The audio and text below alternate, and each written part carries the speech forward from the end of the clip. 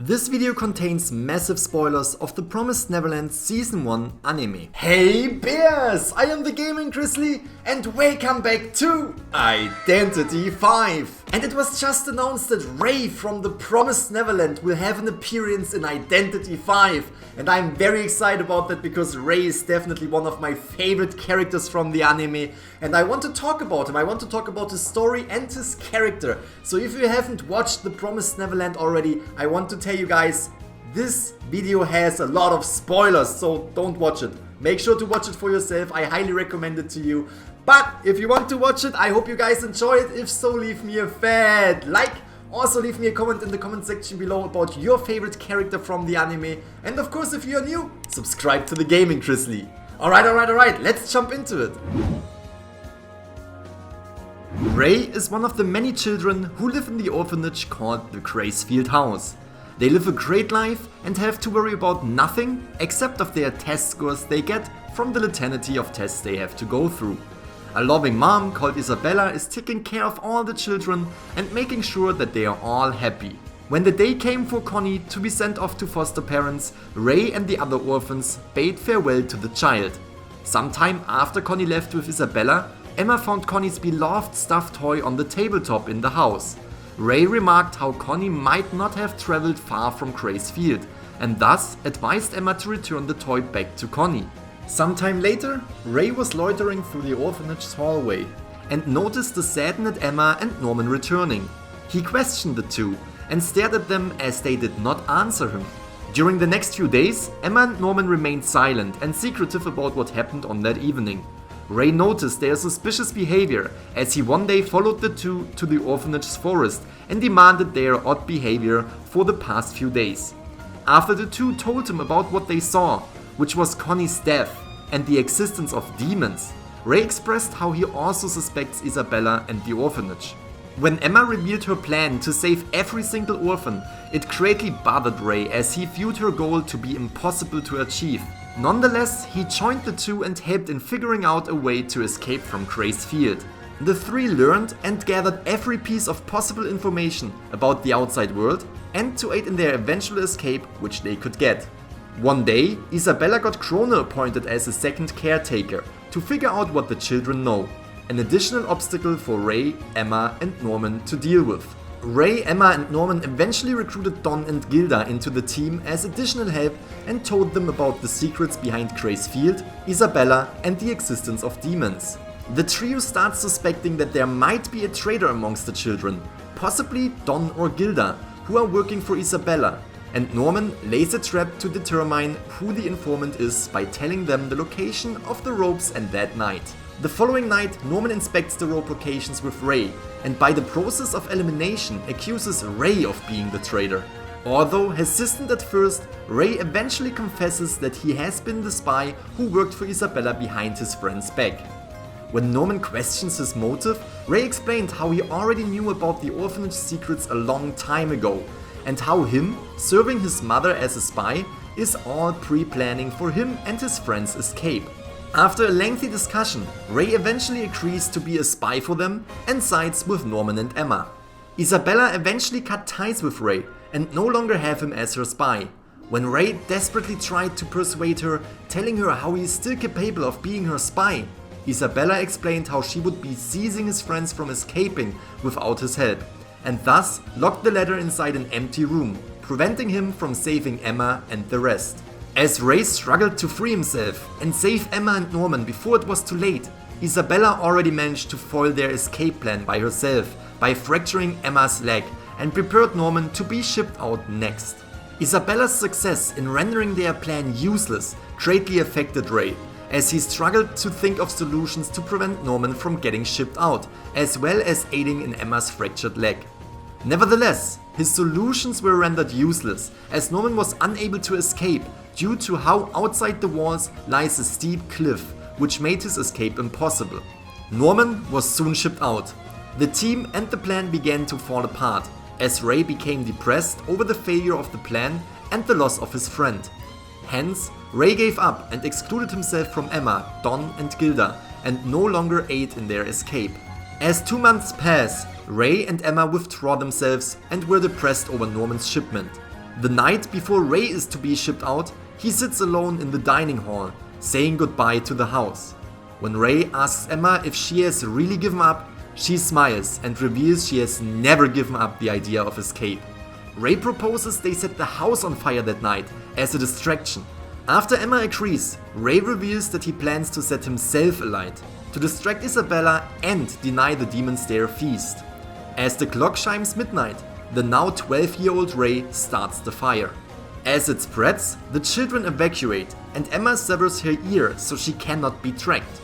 Isabella tries to extinguish the fire and save Ray, who she thinks is engulfed in flames. But the children had wrapped meat and hair in his clothes as a decoy. Months earlier, Norman told Emma of Ray's plan to burn himself and prepared a counterplan for her, which meant they were already prepared to escape. When Ray is saved, he is seen being visibly shaken by Emma's interference of his suicide plan. But before he is able to say anything more, Emma slaps him and forces him to go escape with her, refusing to let him die. Emma then tells Ray that she will take out his tracker from his ear. The children reach the boundary and prepare to scale the wall, but Ray notices that the younger ones are not with them. As the children reach and climb the boundary wall, Ray is told by Emma that the children under the age of 4 are going to stay behind, hoping to be freed before being harvested, and the only one knowing the truth is Phil. The children cross the cliff by using ropes and coat hangers as ziplines. Jemima starts crying because she is afraid of crossing. Ray tells her he will go with her and they cross together. As they safely arrive at the other side, Ray hugs Jemima close and mentions to himself that he has lost to Norman, will now live for and protect his family and discard his previous ideas of dying. As everyone successfully escapes, the escapees are able to see their first sunrise outside the farm. Ray appears to be aloof, introverted and snarky, often excluding himself from playing with the other orphans, and prefers to read a book instead. However, he is able to interact well with his fellow siblings and loves them all deeply. Even if there are times when they do not get along, he still deeply cares about their well-being and would go to great lengths to keep them safe. An outspoken person with little patience for inconvenience and silliness like Emma's, he frequently loses his temper or is often left dumbfounded when people such as Emma displays reckless behavior and intentions. Noticeably when he considered Emma an airhead when she intended to rescue every orphan from Grace Field. Furthermore, he's very blunt and honest, as when Norman is trying to figure out a way to break it to Emma that Ray was the spy all along, Ray abruptly comes out with it before Norman has the chance. In some cases, he considers it a kindness to be blunt, rather than alleviate the truth or give people false hope. He was also motivated by cold logic and reason, and he figures the best plan for success is to take the smallest group possible, even if that group doesn't include himself.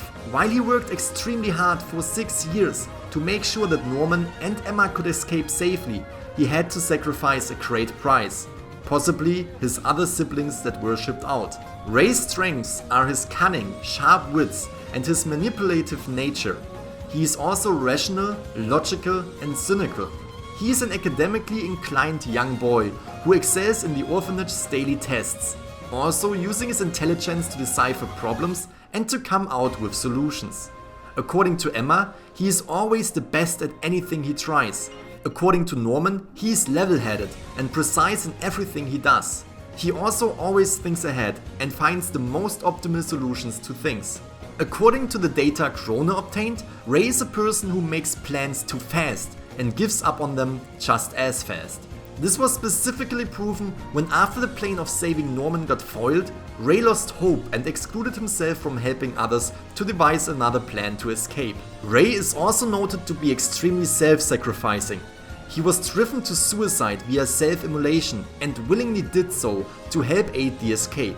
However, he also reveals to Emma that he wasn't going to go down like a kettle and he would die as a selfish human. His little hesitation in throwing his life away stems from his past, because he has known about the truth about the farms, the outside world, and his very own mother from a young age. Ray began deeming his life as cursed and therefore planned to die inside the orphanage. Additionally, after years of watching his siblings walk to their death Without doing anything about it, Ray developed an extreme guilt and felt like the only way he could atone was by dying himself. However, after the escape succeeds, Ray comes around to see that even a dreamlike future can be achieved. This culminates in his change of mindset, and he admits to Emma that he is glad seeing their siblings safe when he had previously thought bringing them would be a burden. He swears to keep on living, atone for his mistakes and protect his family, and becomes fiercely protective and loyal to them. As opposed to his relatively pessimistic mindset prior to the escape, Ray became more optimistic and is now not scared to hope for a dreamlike future where no one dies. Being surrounded by his family, no longer having to keep secrets from them, and being accepted by them is the first time Ray is starting to heal. And he also resolves not to do things on his own anymore. And that is the end of Season 1, the story and characteristics of Ray. I'm very excited for him to actually come to Identity V. I absolutely love this crossover, and I would appreciate if you could leave me a fat like.